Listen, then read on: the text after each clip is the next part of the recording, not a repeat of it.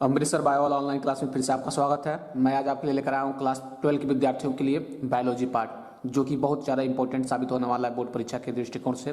ठीक है, मैं क्लास 12 के विद्यार्थियों के लिए बायोलॉजी पार्ट लेकर आया हूँ। इसमें पहला क्वेश्चन आपका होगा, पहला क्वेश्चन यह है कि बहुभ्रूणता क्या है। ठीक है, यानी पॉलीएम्ब्रियोनी क्या होती है, बहुभ्रूणता क्या होती है। ठीक है, तो आप बताएंगे सामान्यतः एक बीज में केवल एक ही भ्रूण पाए जाते हैं, यानी कि जो एक बीज होता है उसमें क्या होते हैं, सिर्फ एक ही भ्रूण पाए जाते हैं। लेकिन क्या होता है, कभी कभी कुछ बीजों में एक से अधिक भ्रूण बन जाते हैं, यानी कुछ बीज ऐसे होते हैं जिसमें क्या होते हैं, एक से अधिक भ्रूण बन जाते हैं। ठीक है, परिभाषा आप क्या बताएंगे, एक ही बीज में केवल एक ही बीज में एक से अधिक भ्रूण बनने की प्रक्रिया क्या कहलाती है, बहुभ्रूणता कहलाती है। यानी कि एक ही बीज में एक से अधिक भ्रूण बनने की प्रक्रिया क्या कहलाती है, बहुभ्रूणता कहलाती है। ठीक है, अगला क्वेश्चन आपका होगा, असंग जनन क्या है, इसका महत्व आपको बताना है। ठीक ना, असंग जनन क्या है, इसका महत्व बताइए। ठीक है, तो देखिए इसमें क्या है, असंग जनन क्या होता है, बताएंगे प्रजनन की वह विधि जिसमें निषेचन के बिना, यानी प्रजनन की क्रिया होगी लेकिन निषेचन की क्रिया नहीं होगी, निषेचन की क्रिया के बिना ही भ्रूण का निर्माण हो जाता है। ठीक है ना, उसको हम क्या बोलते हैं, असंग जनन कहते हैं। यानी प्रजनन की वह विधि जिसमें निषेचन के बिना ही भ्रूण का निर्माण हो जाता है, उसको हम क्या बोलते हैं, असंग जनन कहते हैं। ठीक है, इसका महत्व आपको बताना है। इसमें नया पौधा बिना युग्मक के बन जाता है, यानी जो नया पौधा रहेगा वो क्या होगा, बिना युग्मक के ही बन जाता है। ठीक है, दूसरा क्या हो जाएगा, जनक पौधे का गुण लंबे समय तक क्या कर सकते हैं, हम संरक्षित कर रख सकते हैं। ठीक है ना, एग्जाम्पल इसका पूछता है यदि, तो बताएंगे घास में होता है, एस्टेरसिया में होता है, नींबू में होता है, नागफनी में होता है जी। ठीक है ना, असंग जनन। ठीक है, अब अगला क्वेश्चन आपसे पूछा जाएगा, अनिश्चित फलन क्या है, अनिश्चित फलन आपको बताना है जी। ठीक है, अनिश्चित फलन किसे कहते हैं। ठीक है, यहां रहा क्वेश्चन आपके सामने, अनिश्चित फलन क्या है, बताएंगे फल बनने की वह प्रक्रिया जिसमें बिना निषेचन के अंडाशय किसमें बदल जाता है, फल में बदल जाता है। यानी फल बनने की वह प्रक्रिया जिसमें बिना निषेचन के अंडाशय किसमें बदल जाता है, फल में बदल जाता है। बीजांड बीज में नहीं बदल पाता है, बीजांड क्या होता है, बीज में नहीं बदल पाता है, उसको हम क्या बोलते हैं, अनिश्चित फलन कहते हैं। ठीक है, जैसे कि नींबू में होता है और अनानास में होता है। ठीक है, तो ये अनिश्चित फलन हो जाता है। आपके लिए अगला क्वेश्चन होगा,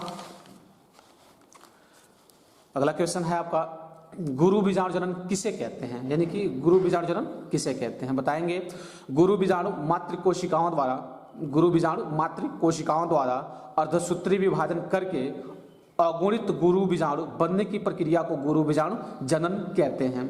गुरु बीजाणु जन्म में 4 गुरु बीजाणु बनते हैं, इसमें से 3 नष्ट हो जाते हैं, एक गुरु बीजाणु क्रियाशील रहता है। गुरु बीजाणु रेखीय क्रम में व्यवस्थित होते हैं, यह वृद्धि करके भ्रूणकोश बनाते हैं जो मादा युग्मकोद्भिद बनाता है। इस सभी प्रक्रिया को हम क्या बोलते हैं, गुरु बीजाणु जनन कहते हैं जी। ठीक है, यहां तक आपका क्वेश्चन हो जाएगा। अब अगला क्वेश्चन आपसे पूछा जाएगा, द्विनिषेचन क्या है, यानी द्विनिषेचन किसे कहते हैं। ठीक है, एमसी निवासिन ने सर्वप्रथम फ्रिलोटेरिया तथा लिलियम पादपों के द्विनिषेचन की खोज की थी। एक अगुणित नर युग्मक अगुणित अंडकोशिका से संयुग्मन करके युग्मनज या जाइगोट बनाता है, इसे क्या बोलते हैं, सत्य निषेचन कहते हैं। जबकि दूसरा अगुणित नर युग्मक द्वितीय केंद्रक से संलेत करके त्रिगुणित प्राथमिक भ्रूणकोश बनाता है, इस क्रिया को हम क्या बोलते हैं, त्रिनिषेचन कहते हैं या सत्य निषेचन कहते हैं। ठीक है, अगला क्वेश्चन यह है, भ्रूणपोष के कार्य बताइए। ठीक है, भ्रूणपोष के कार्य आपको बताना है। ठीक है, भ्रूणपोष एक अगुणित पोषण उत्तक है, यानी जो भ्रूणपोष होता है वो क्या होता है, अगुणित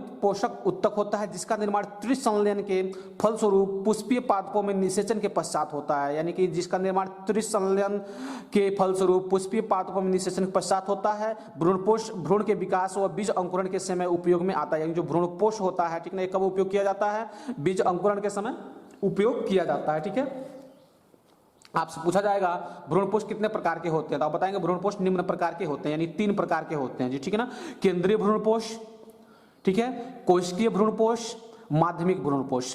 बताएंगे केंद्रीय भ्रूणपोष क्या होती है, इस प्रकार के भ्रूणपोष में केंद्रक विभाजन होता है लेकिन कोशिका भित्ति का निर्माण नहीं होता है। प्राथमिक भ्रूणपोष केंद्रक से समसूत्री विभाजन द्वारा अनेकों केंद्रक का निर्माण करते हैं, उसे हम क्या बोलते हैं, केंद्रीय भ्रूणपोष कहते हैं। अगला क्वेश्चन आपका रहेगा, कोशिकीय भ्रूणकोश क्या होते हैं, यानी कोशिकीय भ्रूणकोश क्या होते हैं। ठीक है, तो आप बताएंगे इस प्रकार के भ्रूणकोश के निर्माण में इस प्रकार के भ्रूणपोष के निर्माण में भ्रूणपोष केंद्र के प्रत्येक विभाजन के पश्चात कोशिका भित्ति का निर्माण करता है। यानी कोश के भ्रूणपोष क्या होता है, इस प्रकार के भ्रूणपोष निर्माण में भ्रूणपोष केंद्र के प्रत्येक विभाजन के पश्चात कोशिका भित्ति का क्या करता है, निर्माण करता है। आगे रहेगा माध्यमिक भ्रूणपोष। तो माध्यमिक भ्रूणपोष में आप क्या बताएंगे, यह केंद्रकीय व कोशिकीय भ्रूणपोष के बीच की अवस्था है। इसमें भ्रूणपोष केंद्र के प्रथम विभाजन के पश्चात कोशिका भित्ति का निर्माण करता है। ठीक है, तो यह आपका हो जाता है भ्रूणपोष किसे कहते हैं। ठीक है, बीजांड का नामांकित आपको चित्र बनाना है। तो मैं आपको दिखा दूं, बहुत स्पष्टता मैं आपके सामने लेकर आया हूं। बीजांड का नामांकित चित्र आपको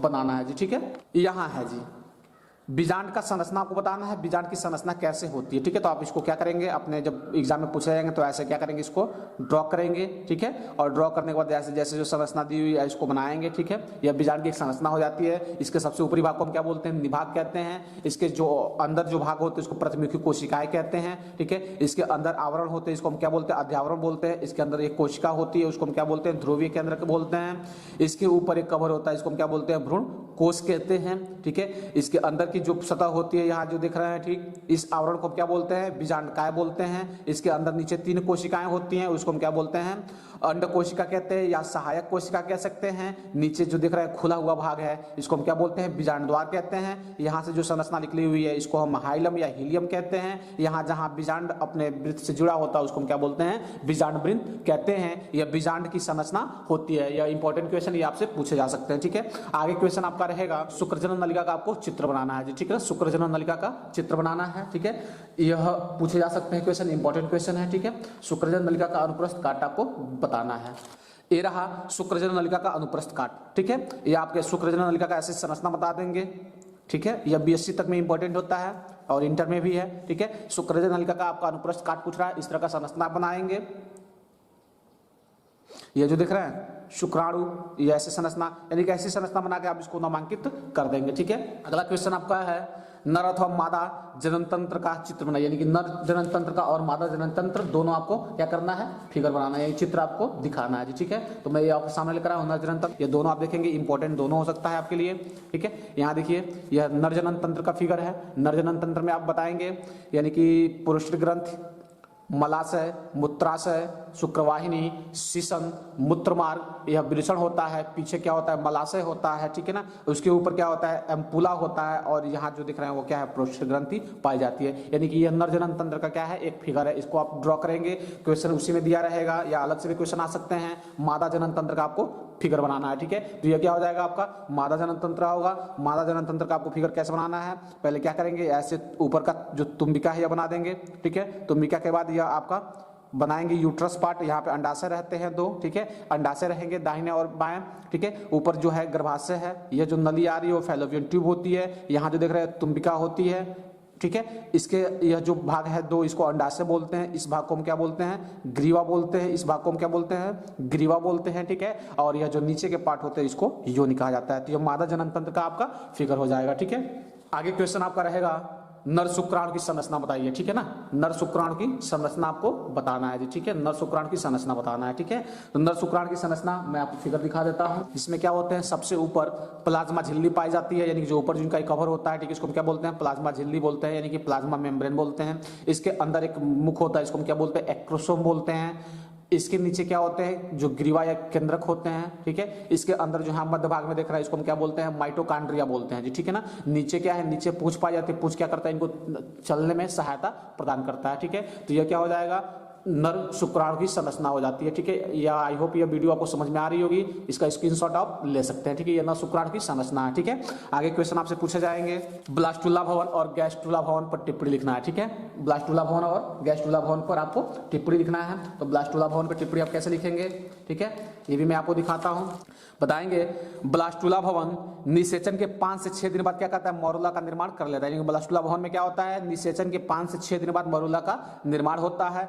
फैलोपियन नलिका से होते हुए गर्भाशय में पहुंच जाता है। यानी कि फैलोपियन जो नलिका होती है, फैलोपियन नलिका से होते हुए क्या पहुंच जाता है जी, यह पहुंच जाता है गर्भाशय में पहुंच जाता है। ठीक है ना, गर्भाशय में पहुंच जाता है। मोरुला की कोशिकाएं गर्भाशय की ग्रंथियों से स्रावित पोषक पदार्थ को ग्रहण कर लेते हैं। जो मोरुला होता है वो गर्भाशय से स्रावित पोषक पदार्थ को क्या कर लेता है, ग्रहण कर लेता है। विदलन विभाजन के फलस्वरूप धीरे धीरे मोरुला का कोरुका गुहा ब्लास्टुला सील का निर्माण होता है। ब्लास्टुला सील का निर्माण होता है।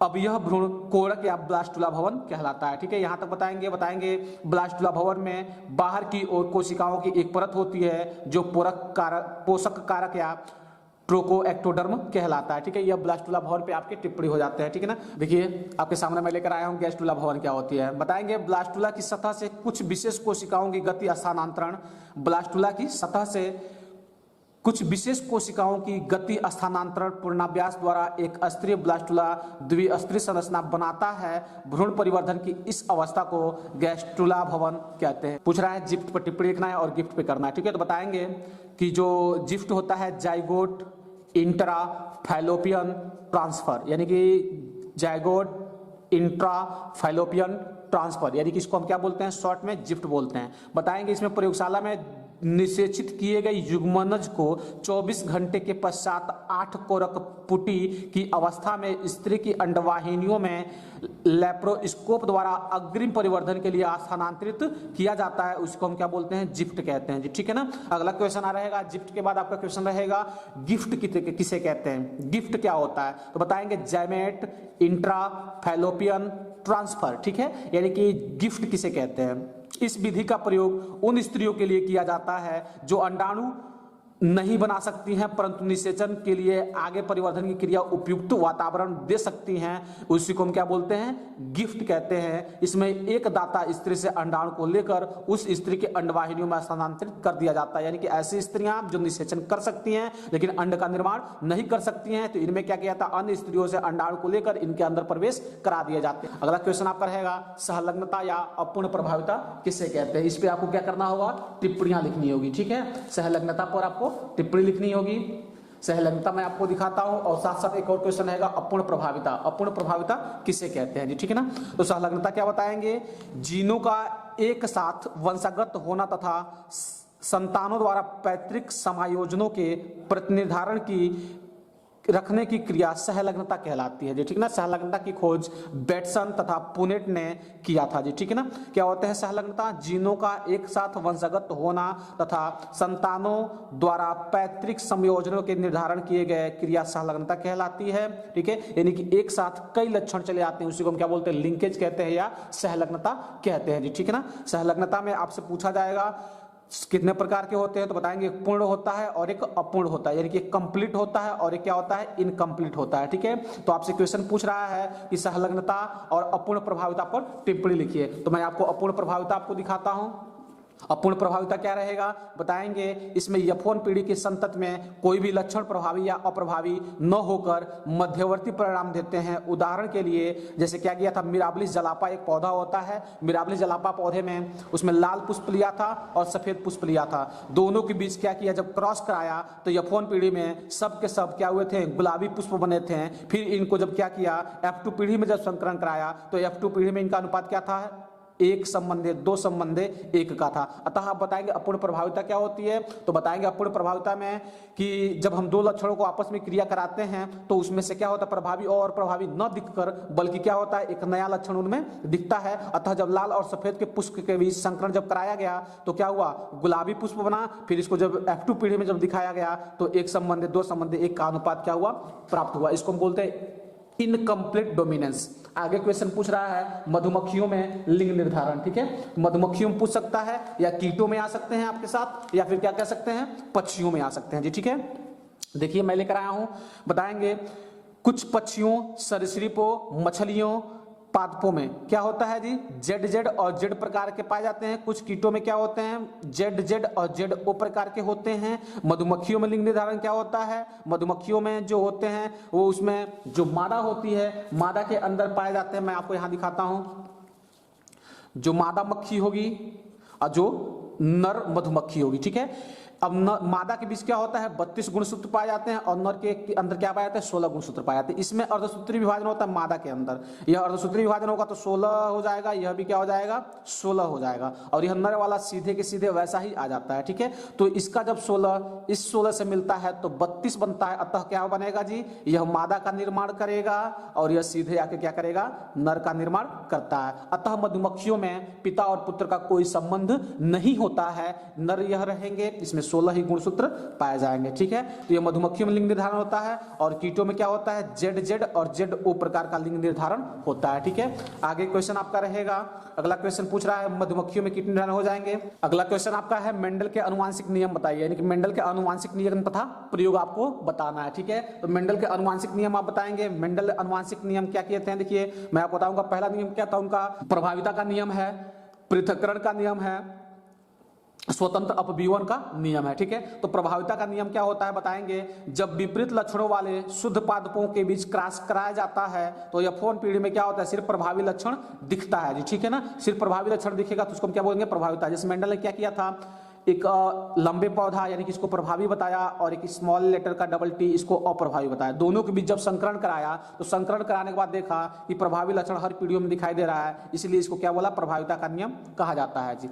पृथक्करण का नियम क्या होता है, पृथक्करण का नियम आप क्या बताएंगे, या आप विसंयोजन का नियम बताएंगे। जब F1 पीढ़ी के संकरण पादपों में, यानी कि इसमें क्या किया जाता है, दो गुणों को, जैसे मान लीजिए अगर हम कैपिटल T स्मॉल t प्रभावी और अप्रभावी दोनों लक्षण को मिलाते हैं तो वह कुछ पीढ़ियों तक एक ही में दबे रहते हैं, लेकिन क्या होता है कुछ पीढ़ियों बाद वो क्या होते हैं, पृथक होकर अलग हो जाते हैं, स्वतंत्र हो जाते हैं, पृथक हो जाते हैं। इसी को हम क्या बोलते हैं, पृथक्करण का नियम कहते हैं जी। ठीक है, अगला आपसे पूछा जाएगा स्वतंत्र अपव्यूहन का नियम।